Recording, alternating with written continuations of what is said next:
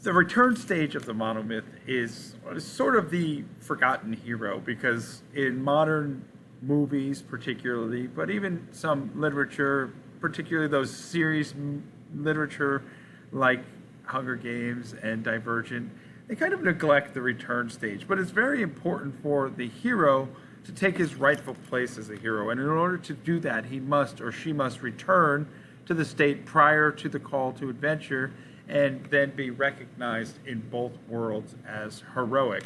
So there are several steps in the return stage, but oftentimes it happens very quickly, as I said earlier in the other video, sometimes not at all, but when it happens, you'll see that they are all kind of interconnected. So as we talk about a specific stage or step within this stage, it really kind of meshes into all of the other steps as well. So the first step is the refusal of the return. Much like the hero refused the initial call to adventure, the hero does not necessarily want to go back to his or her old life. So this return stage comes with a lot of anxiety and oftentimes with opposition. This does not mean that the hero won't take on this return, but oftentimes it is done so with great pain. Therefore, it takes a magic flight or a pivotal event to draw our hero into this return from whence he came. Sometimes this is supernatural in nature, as is the case with Dorothy. Other times the magic flight can come in the form of a mistaken identity, which draws our hero back, or the actual return comes to the hero rather than the hero physically going back to where he or she came from. In fact, you often see that part of that type of magic flight more often than you see the hero actually go back to physically where he or she came from. So the hero's return is triggered by some pivotal event. This is kind of as we use the term, a scorched earth or expeditious return. It's necessary, whether it's the illness of a loved one or something comes to them seeking help right away, the hero is forced to return without really thinking about it. So a refusal comes, and then the hero crosses this threshold without thinking of it. On many occasions, the hero doesn't return by himself or herself. He is forced back, or somebody comes and brings the hero back in order to help the hero cross that return threshold. So the hero may have to be brought back from his supernatural adventure by the assistance from without. That is to say, the world has to come and get him. Just as a hero needs a guide, or as we said, or gatekeeper to get across the first threshold, or the gatekeeper keeps the hero from the first threshold, a gatekeeper of sorts will guide the hero back across the return threshold.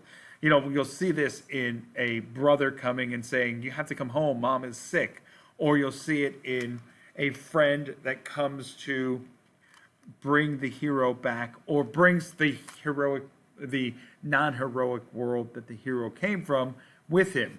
That's actually the case in Huck Finn, as Tom Sawyer makes a return at the end, drawing Huck back, not physically, but emotionally, to a regressive point into the world that he came from, his world of immaturity. Now, the crossing of the threshold is actually, again, a physical event where the hero moves from the world of adventure back into the world he or she previously knew. This can come with great struggle for the hero, or it can be a moment of triumph. As the case with Odysseus in the Odyssey, it was one of the most pivotal scenes in the entire story, where Odysseus returned to his spot as king of Ithaca in a triumphant manner, and he slaughtered all of the suitors who had besieged his palace. And it's one of the most bloody scenes in all of literature, but it's really a great scene too. Okay, so this can be miserable for a hero, but it completes the full transformation. through the final recognition as a hero. So he starts one way, or she starts one way, goes out onto this great journey, transforms, but that transformation is not fully recognized until that hero goes back to the world that he or she came from, and everybody's like, wow, you're different. You're not the same old 14-year-old punk that we knew, like Huck Finn. You're a heroic version of yourself.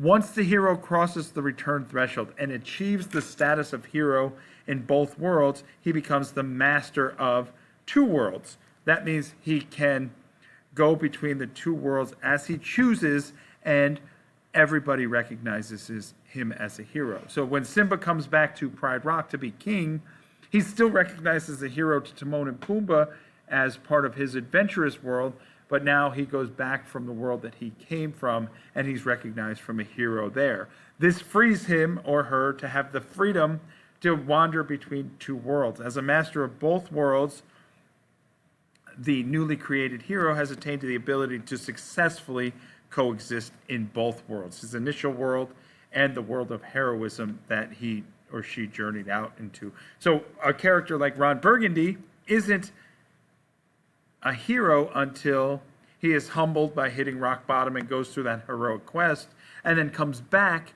and he's able to coexist in the two worlds as the most famous and recognizable newscaster in San Diego, but also as the loving partner of Veronica Corningstone, his goddess figure along his journey.